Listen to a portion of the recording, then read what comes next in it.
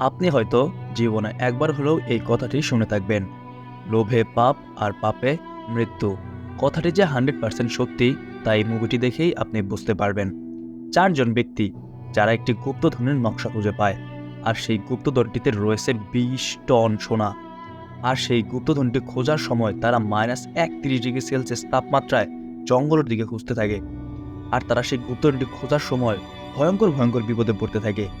শেষ পর্যন্ত কি তারা সেই গুপ্তধনটি খুঁজে পেয়েছিল, নাকি সেই গুপ্তধনটির লোভের আশায় তারা জঙ্গলেই মারা গিয়েছিল? এটাই দেখবো আজকের এই মুভি এক্সপ্লেনেশনে। তো চলুন শুরু করা যাক। মুভি শুরুতেই আমাদেরকে উইল আর টনকে দেখানো হয়, যারা তাদের শহরকে ছেড়ে অন্য একটি শহরে চলে যাচ্ছেন। কারণ সেই শহরে উইলের একটি নতুন চাকরি পেয়েছেন। বেশ কিছুদিন আগে উইল আর টন তারা একসাথে চাকরি হারায়, যার কারণে তাদের অবস্থা দিন দিন অনেক খারাপ হতে থাকে। এরপর আমাদেরকে উইলকে দেখানো হয়। উইল নতুন একটি চাকরি পেয়েছেন, যার জন্য তিনি তার বসের কাছে চলে যায়। কিন্তু উইলের কপাল এতটাই খারাপ ছিল যে তার সেই চাকরিটি তার বস অন্য কাউকে দিয়ে দিয়েছিল, যার কারণে উইলের মন অনেক খারাপ হয়ে যায়। আর অন্যদিকে আমরা টনকে দেখতে পাই। টন তার বাবার সাথে ফোনে কথা বলছিল। তখন টন তার বাবাকে বলে যে উইল নতুন একটি চাকরি পেয়ে গেছেন, আর কিছুদিনের মধ্যেই তোমার সব টাকা আমরা ফেরত দিয়ে দেব। কিন্তু কিসের টাকার কথা টন তার বাবাকে বলছে তা আমরা জানি না। এরপর যখন উইল বাসায় চলে আসে, তখন টনকে তিনি মিথ্যা কথা বলেন। উইল টনকে বলে যে আমার চাকরিটি হয়ে গেছে, আর 2-3 সপ্তাহ পর জয়নিং লেটারটা পেয়ে যাব। তারপর তারা বাড়ির দিকে রওনা করে। বেশ কিছুক্ষণ যাওয়ার পর উইল দেখতে পায় রাস্তায় দুজন লোক তাদের গাড়িটি থামাতে বলছে, এবং তাদের মধ্যে একজন লিফট যাচ্ছিল। তখন উইল তাদের গাড়িটি থামায় এবং তাদেরকে বলে যে কি হয়েছে, তোমরা রাস্তায় ভাবে দাঁড়িয়ে আছো কেন?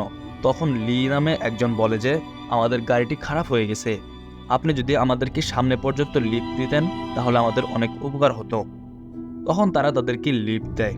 তখন সেই লোকটি বলে যে এটি হলো আমার বোন শেলি, আর আমার নাম হলো লি। এরপর তারা তাদের গন্তব্যের দিকে যেতে থাকে। কিন্তু তারা এটা জানতো না যে তাদের সামনে কি ভয়ঙ্কর ভয়ঙ্কর ঘটনা ঘটতে চলেছে। যাই হোক, এরপর তারা একটি পেট্রোল পাম্পে থামে। একটু পর তারা আবার চলতে থাকে। এর কিছুক্ষণ পর রাত হয়ে যায়। তখন সবাই ঘুমিয়ে পড়ে, কিন্তু উইল ঘুমায় না। কারণ উইল গাড়ি চালাচ্ছিল। সে যদি ঘুমিয়ে পড়ে তাহলে বড় কোনো দুর্ঘটনা ঘটতে পারে। এরপর হঠাৎ করে গাড়ির সামনে একটা কিছু দাঁড়িয়ে পড়ে এবং উইল ডিসব্যালেন্স হয়ে যায়। তারপরও উইল কোনো রকমে গাড়িটিকে কন্ট্রোল করে ব্রেক করে। তখন তারা সবাই গাড়ি থেকে নেমে দেখে যে একজন বৃদ্ধ লোক রাস্তায় দাঁড়িয়ে আছে, এবং শীতের কারণে তার অবস্থা অনেক খারাপ হয়ে গেছে, প্রায় মৃত্যুর অবস্থা। তারা সেই লোকটিকে গাড়ির ভেতরে নিয়ে আসে। তখন লি তার পকেটটি চেক করে, এবং তারা তার এনআইডি কার্ড থেকে জানতে পারে যে তার নাম হচ্ছে জনাথন। এরপর তারা সেই লোকটিকে নিয়ে হসপিটালের দিকে চলে যায়। হসপিটালের যাওয়ার রাস্তায় হঠাৎ করে শেলি বলে ওঠে যে লোকটি মারা গিয়েছে, আমাদের হসপিটালে গিয়ে কোনো লাভই হবে না। এরপর তারা তার পকেট চেক করে এবং সেই পকেটে একটি চিরকুট দেখতে পায়। এটা দেখে লি বলে যে এটা কোনো কোড নাম্বার হতে পারে। এরপর সেখানে পুলিশ চলে আসে। পুলিশ এসে তাদেরকে জিজ্ঞাসাবাদ করে। তখন লি তাদেরকে বলে যে আমরা তাকে রাস্তায় খুঁজে পেয়েছি, আর আমরা তাকে সাহায্য করতে চেয়েছিলাম, কিন্তু রাস্তায় তিনি মারা যায়। তখন পুলিশ বলছিল যে তোমাদের কি একটু অদ্ভুত লাগলো না? তার কাছে কোনো রকম গাড়ি ছিল না, কিন্তু এই নির্জন রাস্তায় তিনি কিভাবে চলে আসলো? তখন লি বলে যে এইসব তো আর আমরা জানি না, আমরা শুধু তাকে সাহায্য করতে চেয়েছিলাম, আর এখন আমাদেরকে যেতে হবে। তখন পুলিশগুলো তাদেরকে বলে যে বাইরে অনেক বরফ পড়ছে, এখন তোমরা বের হলে সমস্যায় পড়তে পারো। তখন সেই চারজন একটি ক্যাফেতে বসে ভাবছিল যে আসলে এই লোক কে, যে এই নির্জন রাস্তায় একা একা চলছে। তখন শেলি সেই বড় লোকটার নাম গুগলে সার্চ করে। তখন শেলি জানতে পারে যে আজ থেকে প্রায় 25 বছর আগে 7 জন লোকের একটি গ্যাং ছিল, যারা বিভিন্ন শহরে অনেক অনেক ব্যাংক ডাকাতি করত। কিন্তু বেশ কয়েক বছর আগে তাদের সেই গ্যাংটি ভেঙে যায়, এবং তাদের গ্যাং মেম্বারদের হঠাৎ করে কে যেন মারতে শুরু করে, এবং তাদের লাশ বিভিন্ন শহরে বিভিন্ন জায়গায় পড়ে থাকতে দেখে পুলিশ। যাই হোক, তারা যে লাস্ট ডাকাতিটা করেছিল তা প্রায় $4 মিলিয়ন সোনা ছিল। আর সেই গ্যাংয়ের মধ্যে একজন বেঁচে ছিল, আর সেই হলো জনাথন, যে কিনা কিছুক্ষণ আগেই মারা গিয়েছিল। তারা এইসব কথা শুনে তো অবাক হয়ে যায়। তখন টন বলে যে তাহলে সেই সোনাগুলোর কি হয়েছিল, সেগুলো কি পুলিশ খুঁজে পেয়েছিল? তখন শেলি বলে যে না, সেই সোনাগুলো আজ পর্যন্ত কেউ খুঁজে পায়নি। তখন তারা সবাই ভাবছিল যে এই কোড নাম্বারটি কি আমাদেরকে সেই সোনার দিকে নিয়ে যাচ্ছে না তো? তখন সেই কোড নাম্বারটি উইল ভালো করে দেখতে থাকে। তখন লি বলে যে, একবার ভেবে দেখো, যদি আমরা $4 মিলিয়ন সোনা পেয়ে যাই, তাহলে আমরা প্রত্যেকজনে $1 মিলিয়ন করে পাবো এবং আমাদের জীবনের সকল সমস্যার সমাধান হয়ে যাবে। এখন আমাদের সবার সেই গুপ্তধনটি খোঁজা দরকার। তখন উইল বলে যে, এখন বাইরের অবস্থা প্রচুর খারাপ এবং অনেক বরফ পড়ছে, এভাবে জঙ্গলে যাওয়া ঠিক হবে না। তখন শেলি জিপিএস এর মাধ্যমে জানতে পারে যে সেই গুপ্তধনটি এখান থেকে প্রায় 30 কিলোমিটার দূরে রয়েছে, এমনকি মেইন রোডের সাথেই রয়েছে সেই গুপ্তধনটি। কিন্তু উইলের সেইখানে যাওয়ার কোনো ইচ্ছাই ছিল না, কারণ উইল জানতো সেখানে যদি এই খারাপ আবহাওয়ায় যাই তাহলে আমরা অনেক বিপদে পড়তে পারি। তখন টন উইলকে অনেক বোঝাতে থাকে এবং গুপ্তধনটি পেয়ে গেলে তাদের জীবনে অনেক সমস্যার সমাধান হয়ে যাবে, এটা বলে টন উইলকে কনভিন্স করতে থাকে। তখন উইল যাওয়ার জন্য রাজি হয়ে যায়। সকালে তারা গুপ্তধনটি খোঁজার জন্য বের হয়ে যায় আর তারা জিপিএস এর মাধ্যমে সেই জায়গাটিতে যেতে থাকে। একটু পর তারা একটি শপিং মলের সামনে দাঁড়ায় এবং গুপ্তধন খোঁজার জন্য প্রয়োজনীয় যা যা কিছু লাগে সবকিছুই কিনে নিয়ে আসে। একটু পর তারা গুপ্তধন খোঁজার জন্য তারা বরফের রাস্তা দিয়ে হাঁটতে থাকে এবং আবহাওয়া আস্তে আস্তে অনেক খারাপ হচ্ছিল এবং মাইনাসের দিকে নেমে যাচ্ছিল। বেশ কিছুক্ষণ হাঁটার পর শেলি মাটিতে পড়ে যায়। তখন উইল বলে যে, আমাদের জুতায় ডালপালা লাগাতে হবে, তাহলে চলতে সুবিধা হবে, না হলে আমরা বরফের ভিতরে ঢুকে যেতে পারি। একটু পর লি হঠাৎ করে একটি ছুরি বের করে। এটা দেখে উইল তো ভয় পেয়ে যায়, আরে এর কাছে ছুরি রয়েছে, তার মানে কি গুপ্তধন খোঁজার পর সে আমাদেরকে মেরেও ফেলতে পারে। যাই হোক, আবহাওয়া ধীরে ধীরে অনেক আরো খারাপ হতে থাকে এবং তাদের যা করার একদিনের ভেতরেই করতে হবে, না হলে তারা সবাই মারা যাবে। তারা অনেকক্ষণ হাঁটার পর উইলের হঠাৎ করেই পায়ে ছুরি ঢুকে যায়, কিন্তু এটা তিনি কাউকেই বলে না। একটু পর তারা দেখে যে তাদের সামনে বড় একটি গর্ত, মানে পাহাড় চলে এসেছে। পাহাড়ের গর্তটি, তারা এভাবে সামনে যেতে পারবে না। তখন এইসব দেখে টনের তো অনেক রাগ হয়ে যায়, কারণ শেলির কাছে জিপিএস ছিল, তারপরও ভুল দিকে নিয়ে এসেছে। এটা বলে শেলির কাছ থেকে জিপিএসটি নিতে যায় আর তখনই তার পা স্লিপ কেটে সেই গর্তে পড়তে থাকে আর তারা সবাই তাকে সেই গর্তে পড়ে যাওয়া থেকে বাঁচায়। এরপর উইল বলে যে, তোমার জিপিএসটা আমাকে দাও, আমাদের নিচে নামার রাস্তা বের করতে হবে। কিন্তু শেলি তার জিপিএসটি দেয় না। যাই হোক, এরপর তারা প্রায় 2 ঘন্টা যাবৎ হাঁটতে থাকে, কিন্তু গুপ্তধনের তারা আশেপাশেও যেতে পারে না।